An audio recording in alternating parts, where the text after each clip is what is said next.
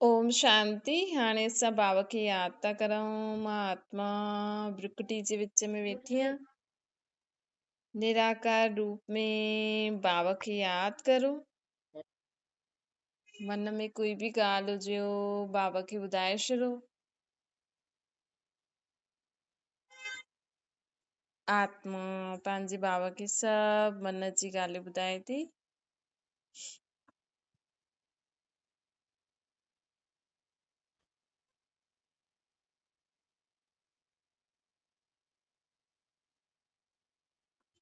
ओम शांति। अॼु मिठा मिठा शिव बाबा ब्रह्मा जे तन द्वारा चवनि था, मीठे मीठे ॿार।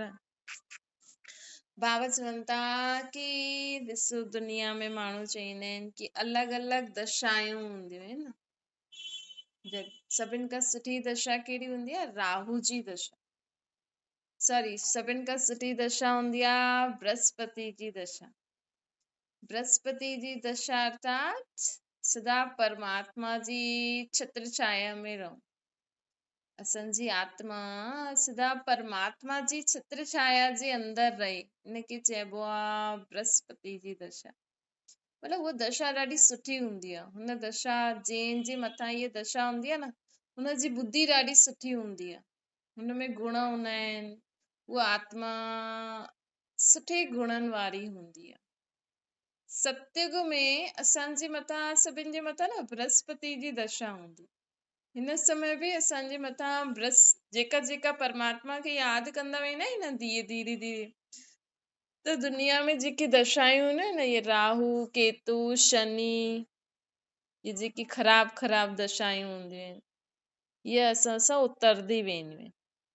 ये दशा वशा कुझु बि न थींदो। ये बसि थींदो आहे कि हिकु आत्मा जो कॾहिं समय सुठो थो हले, कॾहिं ख़राब थो हले। जीअं असां मोबाइल खे चार्ज कंदा आहियूं, त मोबाइल खे जॾहिं असां चार्ज कंदा आहियूं त सुठी चार्जिंग हूंदी आहे त सुठो कमु कंदो आहे। पोइ धीरे धीरे जॾहिं नयो नयो वठी अचो त चार्ज बि सुठो, हलंदो बि सुठो। पोइ धीरे धीरे हुन में न ख़राबी ईंदी वेंदियूं आहिनि। हलंदो त आहे उहो, लेकिन कुझु न कुझु ख़राबी ईंदी वेंदियूं आहिनि। त इहे ई असां में जेकी बि दुनिया में दिन प्रतिदिन ख़राबी ईंदी रहंदियूं आहिनि मनुष्य आत्मा जे जीवन में, त उन्हनि ख़राबियुनि खे हिकु हिकु नाम ॾेई छॾियो अथनि, राहु केतु शनि, इहे सभु। ये कोई आहे न, ये माण्हू चईंदा न सूर्य ग्रहण, सूर्य में भी कोई भगवान आहे, चंद्र में भी कोई भगवान आहे, ये शनि जो भी कोई ग्रह ठाहे छॾियो अथनि। ये त बसि हिकु न बुरी हिकु वाइब्रेशन थींदी आहे, हिकु हवा थींदी आहे, जंहिंखे माण्हुनि ये अलॻि अलॻि नाम ॾेई छॾिया अथनि। न कॾहिं गर्मी कॾहिं ठंडी थींदी आहे, ईअं ई कॾहिं माण्हू खे क्रोध ईंदो आहे त हुन ते कहिड़ी दशा, कॾहिं माण्हू जो देवालो निकिरी वेंदो आहे त चईंदा आहिनि हिनजे मथां राहु जी दशा आहे। कॾहिं कहिड़ी दशा, कॾहिं कहिड़ी दशा। लेकिन असां अगरि सदा परमात्मा जी छत्र छाया में रहंदासीं न, त असांखे कुझु बि न थींदो, कुझु बि न थींदो। बाबा चवनि था अगरि थियण वारो बि हूंदो, लेकिन असां परमात्मा जी छत्र छाया जे अंदरि हूंदासीं त बची वेंदासीं असां। इन करे बाबा असांखे चवनि था कि सदा बसि परमात्मा जी छत्र छाया जे अंदरि रहो, हुन ते विश्वास रखो। कई माण्हू चईंदा त आहिनि कि हा असां त हिनखे मञंदा आहियूं, असां त हिनखे, पोइ ॿियो कुझु बि न कंदा, ऐं उहो जेको चवनि था उहो बि न कंदा। सम्झो माण्हू चवनि था, सिंधी माण्हू, उन्हनि खे कुझु सम्झ में त ईंदो न आहे, ये गुरुद्वारे वग़ैरह ये सभु चीजूं, लेकिन बसि असां त गुरू खे मञंदा आहियूं, असां त गुरू खे मञंदा आहियूं। अरे उते उहो हिकु हर धर्म में नियम मर्यादा हूंदा आहिनि, तव्हां पूरो नियम मर्यादा त पालन नथा करो। असां त देवी खे मञंदा आहियूं, असां त गुरू खे मञंदा आहियूं, लेकिन हर धर्म में न पंहिंजी पंहिंजी नियम मर्यादा हूंदी आहे। जेसि ताईं तव्हां हुन नियम मर्यादनि खे पालन न करे हलंदव न, तेसि ताईं तव्हांखे हुन सां पूरी रक्षा न थी पाईंदी, हुननि जी पूरी छत्र छाया न जे अंदरि तव्हां अनुभव न करे सघंदव। त माण्हू चए थो असां त गुरू खे मञंदा आहियूं, बसि हिकु सिख धर्म वारनि जा जेका नियम मर्यादा हूंदा आहिनि उहो पालन करो था तव्हां, पोइ तव्हांखे कोई दुख अचे तव्हां त चवंदा मुंहिंजो गुरू ठीकु करे छॾंदो, लेकिन तव्हां नियम मर्यादाउनि ते हलो ई नथा, कीअं ठीकु कंदो उहो? हालांकि परमात्मा त कोई नियम मर्यादा, भगवान त चईंदो आहे पंहिंजी देह खां न्यारी खुद खे आत्मा सम्झी मूंखे निराकार रूप में यादि करो, लेकिन तव्हां ही अलॻि अलॻि मर्यादाऊं नियम पंहिंजे पंहिंजे धर्म अनुसार ठाता आहिनि। हाणे तव्हां उहो करो ई न त तव्हांजी रक्षा कीअं थिए? कोई तव्हां परमात्मा सां केॾो सहज रीति ॿुधाए थो, ये सिख मुस्लिम हिंदू ईसाई ये सभु देह जा धर्म आहिनि। तव्हां सिर्फ़ु ख़ुदि खे आत्मा सम्झी करे मूंखे यादि करो, मुंहिंजी मत ते हलो, मुंहिंजे चए ते हलो, मां तव्हांजी सदा रक्षा करण लाइ तयारु आहियां। लेकिन उहो माण्हू खां नथो पुॼे। लेकिन इहा जेका एॾा सारा विस्तार ॻाल्हियूं आहिनि न भक्ति जी, इहे करण में माण्हुनि खे ॾाढो मज़ो थो अचे। इहे बि खेल आहे न। हाणे ॾिसो, माण्हू हर त्योहार ॾींहुं खेल ई त खेॾे थो। हाणे एॾा त्योहार खेल खेॾी खेॾी हाणे जनवरी खां पोइ माण्हू ॿिया ॿिया त्योहारनि जा खेल खेॾंदो, कॾहिं रंगनि सां खेल थो खेॾे, कॾहिं दियनि सां खेल थो खेॾे, हाणे पतंगनि सां खेल खेॾंदो, वरी छा खेल खेॾंदो, वरी गुड्डे गुड़ियनि जा उहे मूर्तियूं ठाहींदा, उन्हनि जी पूजा कंदा, देवियूं अलाए कंहिंजा कंहिंजा, पोइ हुनजी पूजा करे हुनखे डुबोए छॾंदा। इहे छा था करनि माण्हू? खेल ई था खेॾनि था न। इहे कोई भॻवान खे यादि करनि था? ईअं कबो आहे भॻवान खे यादि? मतलब परमात्मा चईंदो आहे, ये ॾिसो अहिड़ी कूड़ी दुनिया आहे कि हिन कूड़ी दुनिया में माण्हुनि खे इहो बि अकुल न आहे कि असां भॻवान खे कीअं यादि करूं। हिन कूड़ी दुनिया में माण्हू असांखे इहे कूड़ी रीति भॻवान खे यादि करणु सेखारींदा रहंदा आहिनि कि हीअं यादि करो, हीअं यादि करो। सही न आहे, सभु कूड़ी कूड़ था ॿुधाइनि। चवनि था भॻवान खे हीअं यादि करो, चवनि था भॻवान खे हीअं यादि करो, हीअं करो त हीअं थिए, हीअं करो त हीअं थिए। त परमात्मा चईंदो, ॾिसो कूड़ी दुनिया में न त माण्हू ख़ुदि खे आत्मा थो सम्झे, न भॻवान खे यथार्थ रीति यादि थो करे, पोइ तव्हांजे जीवन में सुख शांति कीअं ईंदो? पोइ थोरो बि दुख अचे थो, चवनि था हाय ये छा थी वियो, हाय ये छा थी वियो, हाय हाय हाय हाय हाय हाय था करनि। त बाबा चवनि था कि हाणे सम्झो, हाणे पंहिंजे दुखनि सां दूर, और इहे अलॻि अलॻि जो दशायूं हूंदियूं आहिनि न, हिननि सां अगरि तव्हांखे मुक्त थियणो आहे न, ॾिसो हाणे वरी कॾहिं सूर्य ग्रहण ईंदो, चंद्र ग्रहण ईंदो, वरी अमावस्या, वरी चंड, वरी अलाए छा छा चईंदा, हिन ॾींहुं ईअं न करो, अॼु शनिवार आहे, अॼु गुरुवार आहे, अॼु हीअं न करो, हीअं न करो। इहे सभु तव्हां हिन सभिनि वहमनि सां मुक्त थी वेंदो। सिर्फ़ु हिकु कमु करो कि मां सदा परमात्मा जी छत्र छाया जे हेठां, ऐं परमात्मा जी सदा परमात्मा जी छत्र छाया जे हेठां रही करे उन जी मत ते हलो। सदा परमात्मा जी छत्र छाया जे हेठां रही करे उन जी मत ते हले, भॻवान खे हर कर्म कंदे पंहिंजो साथी ठाहे करे हलो, तव्हांखे कुझु बि न थींदो, तव्हांजी सभु बीमारियूं बि दूर थी वेंदो। तव्हां करे ॾिसो। छोजी अगरि असां परमात्मा खे यादि करे हर कर्म कंदा आहियूं न, असां परमात्मा खे यादि करे हर कर्म करूं, परमात्मा जी छत्र छाया में रही करे, त असांखे इलाही भॻवान जी मदद मिलंदी आहे। कई माण्हू बिना दवाई जे पंहिंजी सभु बीमारियुनि सां ठीकु थी वेंदा आहिनि न। कई माण्हू बिना दवाइनि सां पंहिंजी सभु बीमारियुनि सां ठीकु थी वेंदा आहिनि। छोजी उन्हनि खे विश्वास हूंदो आहे भॻवान जे मथां, उन्हनि खे भॻवान जे मथां विश्वास हूंदो आहे। त बाबा चवनि था कि ॾिसो, भॻवान जे मथां उन्हनि खे विश्वास हूंदो आहे त उहो हुन रीति हली हलंदा आहिनि। भॻवान जे मथां उन्हनि खे विश्वास हूंदो आहे त उहो हुन रीति सभु कार्य करे वठंदा आहिनि। पर बाबा चवनि था कि अगरि तव्हांखे भॻवान जे मथां विश्वास न आहे त मां तव्हांजी कीअं मदद करां? इन करे बाबा चवनि था कि अगरि मुंहिंजे मथां विश्वास रखंदव त मां तव्हांजी मदद बि करे सघंदमि, ऐं अगरि तव्हां मुंहिंजे मथां विश्वास न रखी हलंदव त मां तव्हांजी मदद कीअं करे सघंदमि? त बाबा चवनि था कि हाणे सदा इहे यादि रखो कि असां सदा कंहिंजे छत्र छाया जे हेठां आहियूं, असां सदा परमात्मा जे छत्र छाया जे हेठां आहियूं। त परमात्मा जे चित्र छाया जे हेठां रही करे पंहिंजो हर कर्म करो, पंहिंजो हर कर्म कंदा हलो त असांखे परमात्मा सदा ई मदद कंदो रहंदो आहे। ॿियो बाबा असांखे चवनि था कि हाणे न पंहिंजे जीवन में आहे न कॾहिं बि असांखे दिलि शिकस्त न थियणो खपे।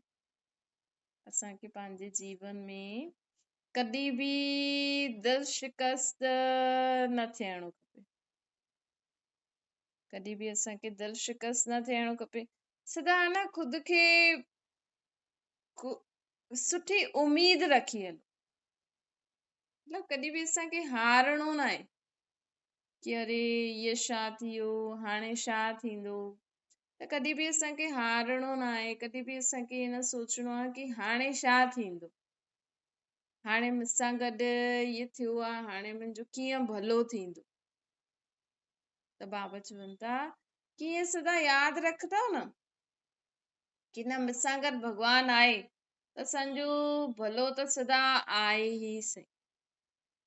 इन करे बाबा चवनि था कॾहिं बि हिमत न हारो, कॾहिं बि पाण खे हीअं न सम्झो कि हाणे मुंहिंजो छा थींदो। सदा हिम्मत रखी परमात्मा ते विश्वास रखी हलंदव त तव्हांजो कल्याण अवश्य ई थींदो। हिम्मत बचे मदद बाप। भॻवान बि कंहिंजी मदद करे सघंदो जो ॿार हिम्मत करे हलंदा। अॼु असां अगरि हिम्मत करे न हलंदासीं त भॻवान असांजी कीअं मदद करे सघंदो। इन करे बाबा चवंदा आहिनि ॾिसो ॿार जी बि तव्हां कॾहिं मदद करे सघंदव जॾहिं ॿार हिम्मत करे हले। जॾहिं अगरि ॿार हिम्मत ई न करे त तव्हां हुननि जी कीअं मदद कंदव। हर माण्हू तॾहिं मदद करे सघंदो आहे न साम्हूं वारनि जी जॾहिं उहा हिम्मत करे हले। त बाबा बि चवनि था कि हाणे सदा हिम्मत करे हलंदव त बाबा असांजी सदा मदद कंदो। ॿियो बाबा असांखे चवंदा आहिनि कि हाणे जेतिरो जेतिरो पंहिंजे खे आत्मा सम्झंदव न भई असां शरीर त आहे असांजो, लेकिन मां आत्मा हिन शरीर में वेही करे पाठ थी वॼायां।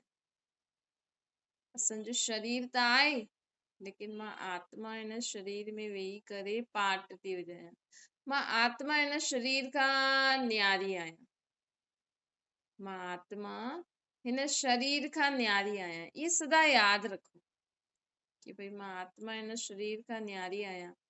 त जॾहिं असां इहे यादि रखंदासीं न मां आत्मा हिन शरीर खां न्यारी आहियां, मां ख़ुदि खे आत्मा सम्झी करे कर्म करो। ॾिसो वैसे बि तव्हांखे सदा यादि रहंदो आहे न मां फलानी जी धीउ आहियां, फलानी जी मां आहियां, फलानी जी फलानी आहियां, है न। कम बि कंदा आहियो, काॾे वेंदा बि आहियो, लेकिन तव्हांखे यादि रहंदो आहे न। सम्झो तव्हां मार्केट में वियो त तव्हांखे यादि रहंदो आहे कि मां फलाने जी फलानी फलानी आहियां ऐं मां हिते आई आहियां मार्केट में। त बाबा चवनि था कि ईअं तव्हांखे हमेशह यादि रहंदो आहे त तव्हां काॾे बि वेंदव, कुझु बि वठंदव, कुझु बि कंदव त तव्हांखे दिमाग़ में रहंदो न हा मां फलानी जी परिवार जी माण्हू आहियां। इहा अंदरि तव्हांखे स्मृति रहंदी आहे न कि तव्हांखे सॼो ॾींहुं यादि रहे भले मां हिते कंहिंजी माउ आहियां, कंहिंजी ज़ाल आहियां, कंहिंजी ससु आहियां, कंहिंजो पीउ आहियां, कंहिंजो पुटु आहियां, भले मां हिन दुनिया में कहिड़े बि कम में कहिड़े बि रूप में छा बि आहियां, लेकिन मां असली में केरु आहियां? मां असली में आत्मा आहियां। मुंहिंजी आत्मा जो पीउ केरु आहे? परमात्मा। त इहे असांखे यादि रखिणो आहे कि मां असली में केरु आहियां? आत्मा आहियां। मुंहिंजो आत्मा जो पीउ केरु आहे? परमात्मा आहे। त हीअं असांखे यादि रहंदो न कि मां परमात्मा जो ॿारु आहियां।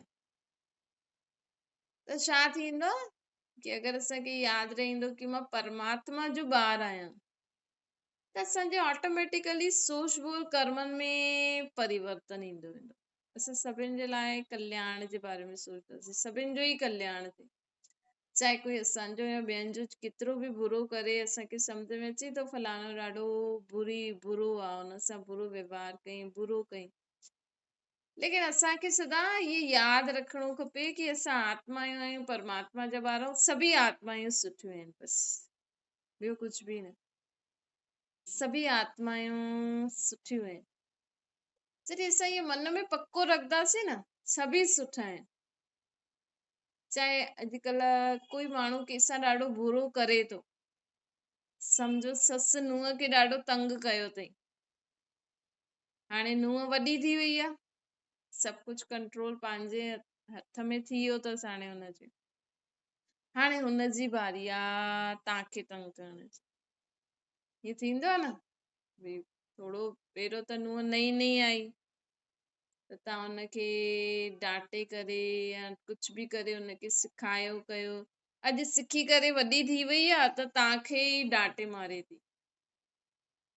जीअं ॿार खे त ख़ैर हुनखे पतो न हूंदो आहे, बचपन में त असां माउ पीउ ॿारनि खे डांटदा आहिनि, मारदा आहिनि, त ॿार त बचपन में जल्दी भुलिजी वेंदा आहिनि न, छोकी हुननि जे दिमाग़ में त खेल कूद ई रहंदी आहे।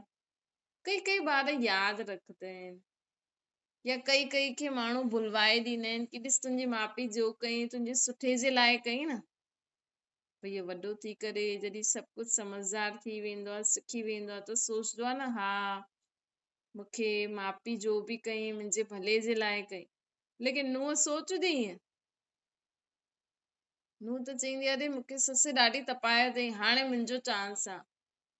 ॿुढी वेठी हूंदी वीचारी, बुढ़ापे में त कुझु थींदो न, त उते वेठी हूंदी त हुनखे हू कीअं बि करे मारेसि करेसि। अॼुकल्ह त थींदो आहे न नुंहरियूं पुटरई या कोई बि ज़मानो अहिड़ो थी वियो आहे। ऐं बुढ़ापे में बि माण्हू अञा ताईं गृहस्थी में आहे त माण्हुनि खे पसंदि नथो अचे न। बुढ़ापे में माण्हू घर गृहस्थी में घुसे, हिकु थींदो आहे हा भई ख़ुदि जो जेको भई बुढ़ापे में बि माण्हू थोरो उहो हूंदो आहे, स्ट्रिक्ट हूंदो आहे, कोई बि हुनखे कुझु चए न करे न। लेकिन अगरि घर गृहस्थी में घुसी करे ईअं कंदा न, मतलब ॾाढो सोचे सम्झी करे हलणो आहे। कॾहिं कॾहिं बुढ़ापे में माण्हुनि जो काथे कुझु दर्द आहे, काथे छा आहे छा न आहे, त लाचार थी वेंदो आहे न। पर इहे बि कर्मनि जी भोगना भोगणी पवंदी आहे। हिन करे ॾाढो सोचे सम्झी करे असांखे कंहिंखे बि कुझु चइणो आहे। हिन करे ॾाढो बाबा चवनि था ॾाढो सोचे सम्झी करे कंहिंखे बि कुझु चओ। भई मुंहिंजो पुटु आहे, मुंहिंजी नुंहुं आहे, मूंखे सेखारिणो आहे, मुंहिंजी ज़िमेवारी। अॼुकल्ह जो उहो ज़मानो न आहे। अॼुकल्ह अगरि तव्हांजा ॿार, हा संभालणो बि पवंदो आहे, काथे ग़लति रास्ते ते न, पर कोशिश करे उन्हनि खे मारो न, उन्हनि खे अपशब्द न चओ, बुरा शब्द न चइणा खपनि। छोकी अगरि उन्हनि जी हिकु बार दिमाग़ में वेही रहंदी आहे न, त आत्मा न पोइ सांप जो रूप धारण करे वठंदी। पोइ जेसि ताईं उहो तव्हांखां बदिलो न वठंदी न, तेसि ताईं हुनखे चैन न ईंदो। कई कई आत्माउनि में अहिड़ा अवगुण हूंदा आहिनि जेका सांप जहिड़ो रूप धारण करे छॾंदा आहिनि, अर्थात बदिलो वठंदा आहिनि। चाहे ॿार आहिनि, चाहे नुंहरियूं आहिनि, कोई बि हुजे, अगरि कंहिं आत्मा में संस्कार हूंदो न बदिलो वठण जो। भई कई आत्माउनि में त संस्कार हूंदो आहे, चलो उहो चईंदी आहे चलो माफ़ करो, माफ़ कयो, कोई ॻाल्हि कोन्हे, छॾे। कोई माण्हू त ईअं चईंदो न कोई ॻाल्हि कोन्हे, छॾ, थी वियो जो थी वियो, मां बि माफ़ी थी मांगा, ये बि माफ़ी थी मांगे। और कोई कोई आत्मा में न सांप जहिड़ा संस्कार हूंदा आहिनि, तो जेसि ताईं बदिलो न वठे न तेसि ताईं चुप न वेहींदा आहिनि। त इहा हिकु आत्मा 84 लाख यूनियन में न वेंदी आहे, हीअ आत्मा ई इहे अलॻि अलॻि जीव जंतु जानवरनि जा संस्कार धारण कंदी आहे ऐं ओड़ो कमु कंदी आहे। कॾहिं सांप वांगुरु कंहिंजे पुठियां पइजी वेंदी, कॾहिं शेर वांगुरु चिलाईंदी, कॾहिं बकरी वांगुरु मैं मैं कंदी, कॾहिं गिरगिट वांगुरु कलर बदलदी, कॾहिं छा ठही वेंदी। बाबा चईंदा न अॼु घर घर चिड़िया घर थी वियो आहे। हिक ई घर में काथे चूहो बि आहे, चू चू चू कंदो रहंदो आहे। चूहो छा कंदो आहे, जेके ॾिस कुतर कुतर कंदो रहंदो है न, सभु चीजुनि खे कुतर कुतर करे ख़राब करे छॾींदो आहे। की बि अगरि तव्हां सभिनि खे कुतर कुतर कुतर मतिलबु हेॾा होॾा जी ॻाल्हियूं हेॾे था फैलाए, ईअं था करो, ईअं ईअं, त घर घर में लड़ाई झगड़ो था करायो, संबंध बिगाड़ो था, त इहे ई कमु थी वियो न। कुतर कुतर मतिलबु इहे हेॾा वॾा जी ॻाल्हियूं माण्हुनि खे ॿुधाईंदा रहो, हुननि जे जीवन में कुझु न कुझु कंदा रहो, हुननि खे परेशान कंदा रहो, हुननि जी निंदा ग्लानी कंदा रहो। त इहा असांजी आत्मा कोई 84 लख योनियुनि में न वेंदी आहे। माण्हू चवंदा आहिनि कि मनुष्य जहिड़ो जीवन मिलंदो आहे, एॾा योनियुनि में वञी करे पोइ मनुष्य जहिड़ो जन्म मिलंदो आहे। लेकिन त बि तव्हांजो अगरि मनुष्य असां दुख भोगे आया आहियूं योनियुनि में, त असांजो इहे जन्म वारो त सुख जो जीवन हुजे न। भई असांजो पाप त सभु कटिजी विया, हाणे हिन जन्म में दुख छो आहे? पोइ इहे छो था चऊं अरे असांजा कर्म ई अहिड़ा आहिनि।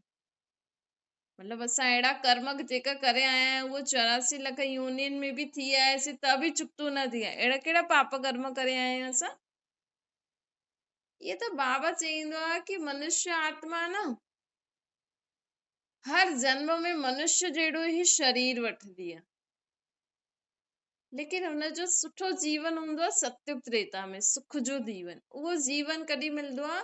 जॾहिं असां द्वापर कलयुग में ये दुख ॾिसी ईंदा आहियूं न, जॾहिं असां द्वापर कलयुग में ये दुख ॾिसी ईंदा आहियूं, पोइ हुन खां पोइ असांखे ये सुख हाणे परमात्मा अची करे ज्ञान ॾेई करे पोइ असांखे इहो सुख जो जीवन मिलंदो आहे। सत्युग त्रेता में असांखे सुख जो जीवन मिलंदो। मतिलबु हाणे असां द्वापर खां वठी करे न अलॻि अलॻि योनिनि जे चक्कर में अची अची करे दुख ॾिसी आयासीं। अलॻि अलॻि योनिनि जे हुनमें दुख ॾिसी आयासीं न असां। अलॻि अलॻि योनिनि जो संस्कार अॼु हाणे बि ॾिसो, अगरि असां परमात्मा खे यादि करे हुनजी मत में न हलंदा आहियूं त कॾहिं असां चूहे जहिड़ो ठही वेंदा आहियूं, कॾहिं असां ॿिली जहिड़ो ठही वेंदा आहियूं, कॾहिं असां शेर जहिड़ो ठही वेंदा आहियूं, कॾहिं असां सांप जहिड़ो ठही वेंदा आहियूं। मतिलबु असां में उहे संस्कार ईंदा वेंदा आहिनि। त द्वापर कलयुग में असांजे अंदरि इहे 84 लख योनियुनि जा संस्कार कॾहिं कहिड़ा अचनि ई अचनि था।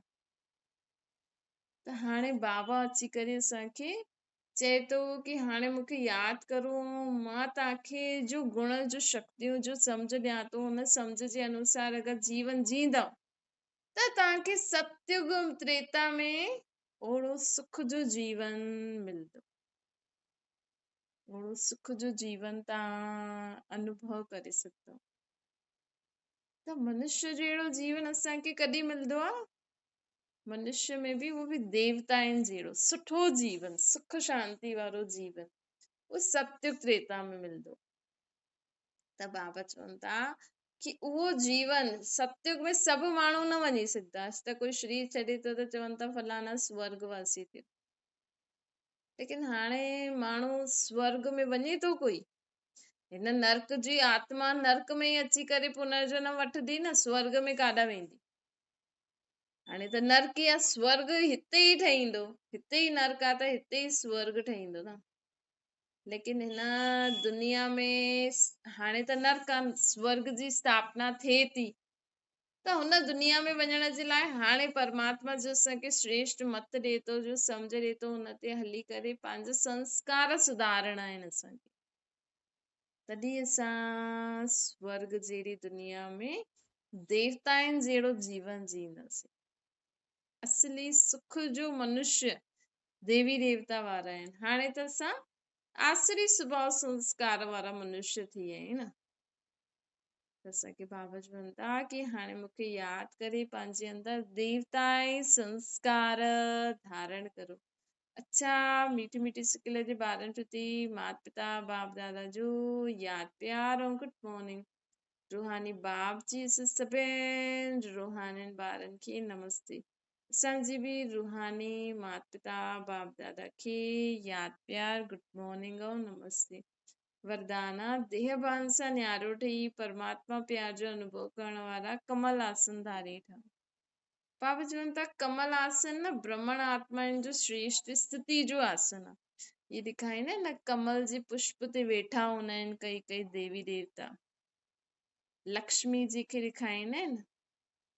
त हिन जो मतिलबु इहे न कि लक्ष्मी जी कोई कमल जे मथां वेठी हूंदी, इन जो मतलब आ कि लक्ष्मी जी आत्मा जॾहिं सतयुग में लक्ष्मी हूंदी, हाणे सतयुग खां पहिरियों हाणे जेको समय आ कलयुग अंत ऐं सतयुग जे विच जे जेको ई संगम युग आ, हिन संगम युग ते परमात्मा अची करे जो ज्ञान ॾिनई, त लक्ष्मी जी आत्मा न पंहिंजी देह भान खे भुलिजी करे परमात्मा खे यादि करे ज्ञान ॿुधी करे जीवन में हलंदी हुई। मतलब देह भान असांखे हलदे फिरदे जीअं तव्हांखे यादि अथव मां फलानी जी माउ आहियां, धीउ आहियां, पत्नी आहियां, पति आहियां, भाउ आहियां, पोइ तव्हांखे हलदे फिरदे छा यादि रहे कि मां आत्मा आहियां। जॾहिं तव्हां हलदे फिरदे यादि रखंदव मां आत्मा परमात्मा जो ॿार आहियां, इनखे चइबो आ कमल आसनधारी। मतलब ये देह बि असांजी पतित शरीर आहे न, इहे असांजो विकास सां ठहियल आहे न, चईंदा आहिनि न इहे मिट्टी आहे शरीर। त बाबा ऐं इहे दुनिया कीअं आहे कीचड़ जी, त असांखे हिन दुनिया में रहंदे हुए हिन शरीर में रहंदे हुए बि सदा इहे यादि रहंदो मां आत्मा परमात्मा जो ॿार आहियां, त असांखे सदा न्यारोपन अनुभव थींदो, शरीर जे भान सां न्यारो थी वेंदुसि। त हिन स्थिति खे चइबो आहे कमल आसनदारी। त सदा हीअं ठही करे रहो। त असां हिन कीचड़ जी दुनिया में रहंदे हुए आसरी स्वभाव संस्कारनि वारी आत्माउनि जे विच में रहंदे हुए विकार बुराइनि वारी दुनिया जे में रहंदे हुए बि असां हिन सां इन्हनि माण्हुनि जे बुरा स्वभाव संस्कार असांजी आत्मा खे टच न थींदा। जीअं ॿार काॾे वेंदा आहिनि, चईंदा आहिनि पहिरियों ॾाढो सुठो हुयो, हाणे अलाए कहिड़ी संग कई अथई जो अहिड़ो थी वियो आहे, ईअं ॻाल्हाइण सिखी वियो आहे। त ईअं बाबा बि चवनि था अगरि तव्हां ख़ुदि खे आत्मा सम्झी करे मूंखे यादि करे हलंदव त तव्हां दुनिया जे बुराइनि विकार जे सां बचियल रहंदव। ये राहु केतु शनि ये जेका बि चईंदा न हिनजी हिनजो यो ये समय तो हले, हिन ते हिन समय राहु भारी आहे, शनि भारी आहे, अलाए छा छा चईंदा रहंदा आहिनि, ये सभिनि सां बची वेंदो। सिर्फ़ु ख़ुदि खे सदा परमात्मा जी चित्र छाया जे हेठां रखो। स्लोगन आहे पंहिंजी विशेषता व गुण खे प्रभु प्रसाद समझो। भई तव्हां में जो गुण ऐं विशेषता, ॾिसो कोई माण्हू प्रसाद ठाहींदो आहे न या कुझु भोग आदि लॻवाईंदो आहे त सभिनि खे प्रसाद बांटदा आहिनि न माण्हू। हाणे बाबा चवनि था कि तव्हांखे जो विशेषतायूं आहिनि न, सम्झो तव्हां में सुठी रोटी ठाहिण जी विशेषता आहे, सुठो ॿाहिरां जो कमु करण जी विशेषता आहे, सुठो माण्हुनि खे पढ़ाइण जी विशेषता आहे, या कहिड़ी बि विशेषता आहे, त वो ख़ुदि जी विशेषता न सम्झो, वो परमात्मा जी देन सम्झो ऐं हुन विशेषता खे ॿियनि खे बांटो। जे प्रसाद बांटबो आहे न, त इहे विशेषता छा आहिनि, प्रभु प्रसाद आहे। ये बाबा तव्हांखे प्रसाद ॾिनो अथई, प्रसाद त हमेशह बांटे करे ई खाइबो आहे न। त तव्हांखे अगरि सुठी रोटी ठाहिण ईंदी आहे त तव्हांखे इहे प्रसाद मिलियो आहे परमात्मा खां, सुठो रोटी ठाहिण जी कला। त हीअ सुठी रोटी ठाहे करे ॿियनि खे बि सुख ॾियो, ॿियनि खे बि सिखायो, तॾहिं देह अभिमान ख़तम थींदो, तॾहिं तव्हांजी उहा विशेषता वधंदी। या त माण्हुनि खे थोरो बि कुझु सुठो अची थो वञे न, अहंकार में था अची वञनि कि हा मां एॾो सुठो कयो। अरे तव्हां एॾो सुठो कयो, तव्हांखे परमात्मा जी देन आहे, तव्हां हुन जीअं जो बि सुठो करो था हुन सां तव्हां ॿियनि खे सुख ॾियो न। अॼु माण्हू पंहिंजी विशेषताउनि खे कर्म में लॻाए कमाइनि बि था, चलो इहे बि करो, लेकिन अभिमान त न करो। अच्छा, ओम शांति। बाबा खे यादि करो।